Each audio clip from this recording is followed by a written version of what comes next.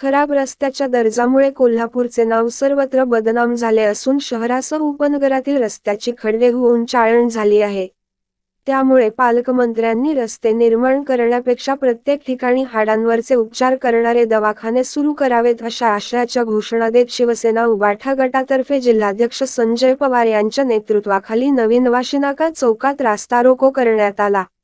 यावेळी संपर्क प्रमुख विजय देवणे, जिल्हा उपाध्यक्ष अवधूत साळोखे, शहराध्यक्ष रविकिरण इंगवले, सुनील मोदी यांच्यासह आंदोलकांनी मुख्य चौकातील खड्ड्यात बसून घोषणाबाजी करत आंदोलन सुरू केल्याने राधानगरी रस्त्यावरील वाहतूक बराच वेळ ठप्प झाली.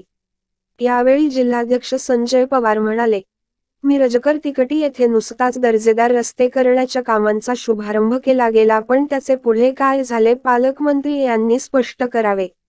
निव्वळ कागदोपत्री विकासकामे दाखवण्यात धन्यता मानली जाते, प्रत्यक्ष विकास शून्य.